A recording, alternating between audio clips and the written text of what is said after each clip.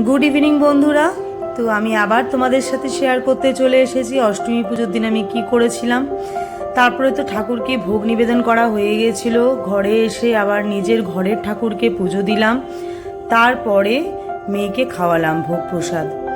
তারপরে সমস্ত ভোগ প্রসাদ বেড়ে নিলাম, যাদের যাদের পাঠাবো বাড়িতে, আমার শ্বশুর বাড়িতে, তারপরে উপরে জেঠিমার ঘরে, আমার পিসি শাশুড়ির বাড়িতে, আর হচ্ছে তোমার আমার হাজব্যান্ডের এক বন্ধুর বাড়িতে, আর রিম্পি শ্বশুর বাড়িতে, সমস্ত দিয়ে ঠিয়ে নিজে খেয়েছিলাম। তারপরে পুরো তো ঘর পরিষ্কারের পালা, ঘর ধর সমস্ত পরিষ্কার করে নিয়ে একদম কাজ কমপ্লিট করে দেন আমি একটু রেস্ট নিয়েছিলাম। তারপরে অষ্টমীতে ঘোরার জন্য রেডি হয়ে গেছিলাম।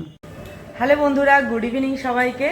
তো ভোগ তো দিলাম, আর তারপরে সমস্ত কাজকর্ম করে আমি একটু শুয়েছিলাম, মানে তাও ধরে নাও 7টা, তখন 7টা সাড়ে 7টা বাজে, আর এখন ঘড়িতে বেজে গেছে 9টা। তো আমরা একটু বেরোচ্ছি, আমরা তিনজন একটু বেরোবো, এই আশেপাশে একটু ঠাকুর দেখে নিয়ে ডিনারটা করে তারপরে বাড়ি ফিরবো। তো চলো আমাদের সাথে। আর আমার মেয়েকে বলো কেমন সাজিয়েছি।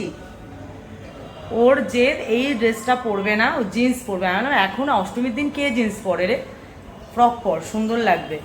তো ফ্রক পরিয়ে এরমভাবে সুন্দর করে চুল বেঁধে দিয়েছে। আর এখানে ক্লিপটা একটু দেখিয়ে দাও বন্ধুদের, ক্লিপটা দেখিয়ে দাও, তোমার বউটা একটু দেখিয়ে দাও। ওয়াও, আবার হাতে ঘড়ি পড়েছে, বারবি ওয়াচ পড়েছে।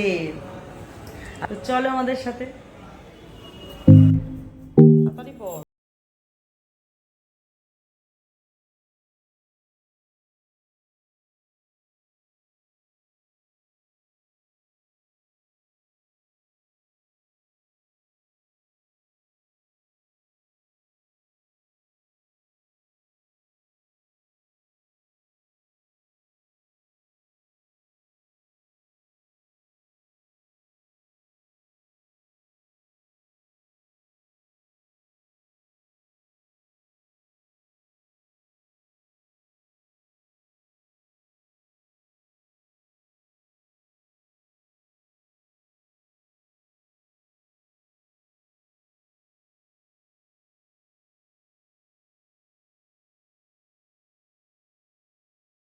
চলে গেছিলাম একের পল্লীতে, হাজব্যান্ডের বন্ধুর পাড়া। তো আর এখানে এই মণ্ডপটাতেই একমাত্র কি হয়, অনেকটা স্পেস আছে বলে বিভিন্ন রকমের খাবারের আইটেম থাকে, প্রত্যেক বছরই বসে, আর আমরা খাই এখান থেকে টুকটাক যা খাওয়ার খেয়ে নিই।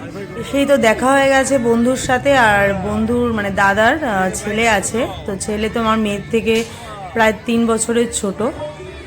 তো ওরা তো নিজেদের মধ্যে হাই হ্যালো করছে, তো আমি বললাম তাহলে চলো ঠাকুরটা গিয়ে দেখে আসি। আর ঠাকুরটা দারুণ হয়, অপূর্ব।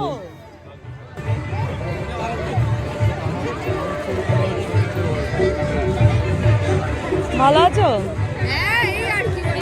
আর মাথা তুমি, আমার তো মাথা।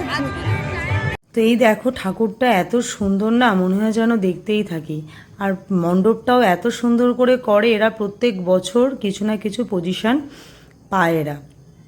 খুব সুন্দর হয় এই প্যান্ডেলটা আর প্রতিমা দুটোই একসাথে। তো এরপর এখান থেকে দেখে নিয়ে আমরা বেরিয়ে গেলাম নেক্সট আরও যে ভালো প্যান্ডেল রয়েছে, তো সেখানে চলে গেছিলাম। আর তার মাঝখানে আমরা একটুখানি পকোড়া ঠাকোড়া খেয়ে নিয়েছিলাম। তো আগের দিনই হাজব্যান্ড একটা জায়গায় চিকেন পকোড়া, ফিশ ফ্রাই এগুলো খেয়েছিল, তো বললো দারুণ ছিল, চলো তোমাকে খাওয়াই।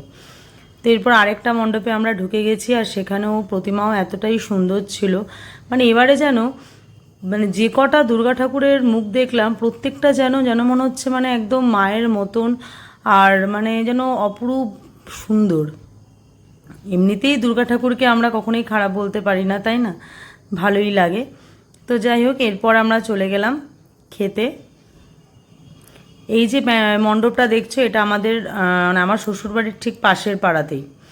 তো এটাও দেখে নিয়ে এবার আমরা এখান থেকে বেরিয়ে গেছিলাম, বেরিয়ে গিয়ে চলে গেছিলাম খেতে। আর আমরা যেখানে খাই একদম বাড়ির কাছেই, জানো তো, মানে আমাদের ফ্ল্যাটটা ঠিক একদম মোটামুটি ওই 7 থেকে, বাইকে করে গেলে তো 5 মিনিট লাগে, আর যদি হেঁটে যাও তাহলে 10 মিনিট। আর রেস্টুরেন্টটার নাম হচ্ছে ভাজা ভোজ। ওদের কোয়ালিটি বলো আর অ্যাম্বিয়েন্সটা বলো এতটাই ভালো লাগে আমার, আর মানে বেশ খুব সুন্দর লাগে। আর যেহেতু বাড়ির এতটাই কাছে, তো মানে কোনো ঝামেলাও লাগে না, মানে বেশ নিশ্চিন্তে গিয়ে খাও টাইম নিয়ে। আর তারপর আবার নিশ্চিন্তে বাড়িতে চলে আসো। তো দেন আমরা তো বললাম তাহলে অনেকটাই দেরি হয়ে যাবে, তাহলে চলো আর আজকে দেখবো না ঠাকুর, নবমীর জন্য কিছুটা তোলা থাক, তো খেয়ে নিই। তো এবার আমরা ভাজাভাজির দিকে এগিয়ে গেলাম।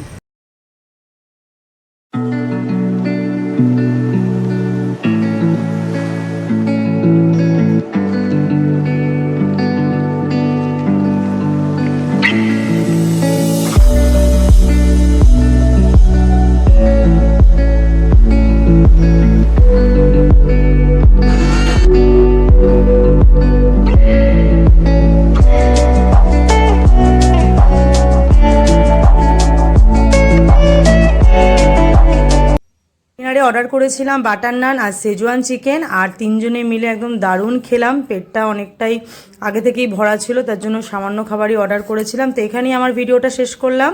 সঙ্গে থেকো, পাশে থেকো, বাই বাই।